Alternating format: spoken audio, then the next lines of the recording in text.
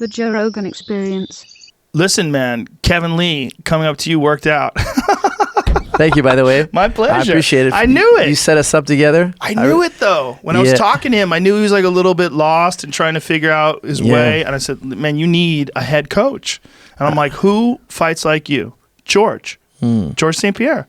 I mean, I'm not saying he's the same level as George, but it's George fights like that with wrestling and great striking and submissions. He mixes it all up. He's unpredictable in his attacks. I'm like, they're very similar. Neither one of them are particularly long. Both guys are very physically strong. I'm like, come on, man. Like this is the guy. He has a great training team already. He just doesn't have somebody kind of put it all together. Yes. And you know, we're talking about styles and level. He's a bit of a, like, his personality is a wildcat. Like he's a commando. And me, I'm the opposite. I'm like calculated. I'm a scalpel. Yeah. He's a chainsaw. Together it makes a great blend. Because you need both. A little bit of discipline, a little bit of wildness. Yes. Yeah. There's a time and place for both. Yes. So like his last fight, I was happy he stayed disciplined. Very so. Very much so. Very much so. And he could become a world champion if he's disciplined. Because George was very disciplined. Yes. He didn't veer off the game plan at all. And he got the job done. The KOs. I also told him all that shit that he does where he's moving up to the cage and he's dancing around and going crazy. I'm like, abandon that shit. I go, come out like a fucking samurai, man. You got some serious work to do. All that stuff is complicating your mind. Because then you have to think, oh, well, all I did, if I lose right now, I'm going to look stupid with all that dancing. And there's all this pretending that you're not feeling the feeling that you're feeling right now. You're feeling this incredible moment because 6 months of preparation, getting ready for this one moment. Here it is. Embrace what that is. Go zen, man. Be empty. And he was like that the whole training camp. Like he was very focused for this one. You could tell. Yes, and I was really happy because I like guys who come in the gym and work. They don't skip practice. And like if guys tell me, oh, I'm not in today for whatever reason, I'll let them. Okay, you don't want to be in. You don't want to be in. Like I'll tell them, look, I think you should be in, but you don't want to come in. What can I do? Right. But he was very disciplined. He came to all the practices and it worked out beautifully. Like exactly. How old is he now? Maybe late 20s now. I'm not even sure. I think I want to say he's 26. Mid 20s. How old is Kevin Lee? 27? 27. What's his birthday? September. Okay, so he just turned 27. Yeah. He's fucking not even in his prime, you know? And he's also experienced failure and experienced fights where he didn't live up to his potential. And I think that ultimately will be a motivating force because we see what he can do when he's really focused. That Gregor Gillespie is a dangerous fight, man. You know, I mean, people see that spectacular head kick knockout and they don't understand how good Gregor Gillespie is. That kid is a savage. And so when I found out that Kevin was going to fight Gregor in his fight back to 155. Not a good comeback fight. Dangerous comeback fight. Yeah, very high risk comeback. Very high risk. And also getting down to 155. What did you guys do differently to get him down to 155 easily this time? We kind of put our heads together. You know, Dewey Cooper, his trainer, is really great. Fantastic kickboxer. Amazing. Yeah. I love working with him. Brilliant guy. His brother Keith, we kind of like got our heads together and we're like, look, we got to keep losing weight at this rate, no matter what it takes.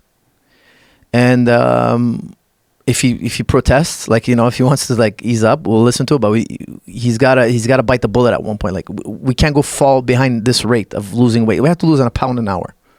Every hour we have to lose 1 pound. And like at a certain point, now it's a pound an hour. You talking about for the weight cut? Weight cut, yeah, weight cut. Right, but what is he coming in at? Like, what is like when he the week of the fight on Monday morning? What is he weighing in at? You got it on your phone? Yeah, I have it here. So he looked a little smaller, but healthy. He didn't look sucked in. He didn't look like he depleted himself. Did he do anything different in terms of like weightlifting or running, extra running? I wouldn't lift weights if I was him. I don't want him to lift any weights because he's naturally like I like bulking and then cutting. I don't like cutting.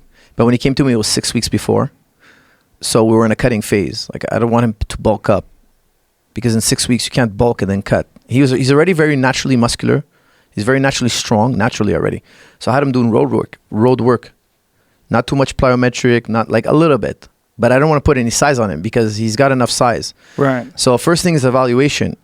Does he need muscle? No, he's plenty of muscle. Right. Does he need power? Plenty of power. We need to create endurance and discipline in him. That's what I think was making the big difference. And some technical issues. And we cut the 24 hours before, he was 174. 174. So 20 pounds. That's a lot. It's a lot. So there was a point where we had to hit, after losing up the preliminary weight, we have to hit 1 pound an hour. And he was good about it. And actually, it wasn't that hard of a weight cut. He did it really well. We're very disciplined. I was with him the last 48 hours, making sure he was doing everything, the last few steps really well. The rehydration process, I was with him the whole time. What did he wake up at Friday morning? Friday morning, I'll tell you right now,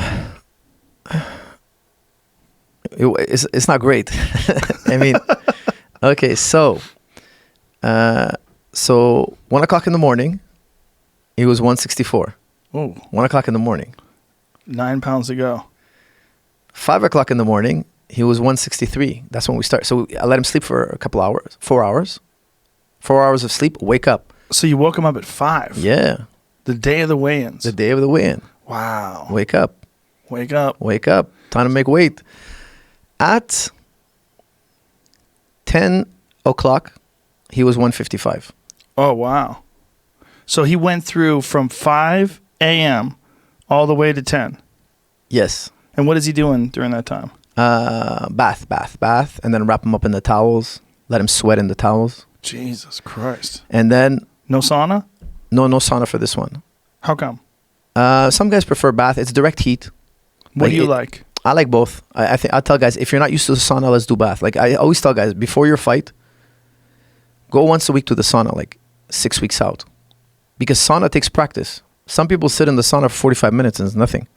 Like they have sauna world championships. I don't know if you know that, but like in like Finland, they have the world championships of sauna. Like some people stay in there for hours. Like you build a tolerance.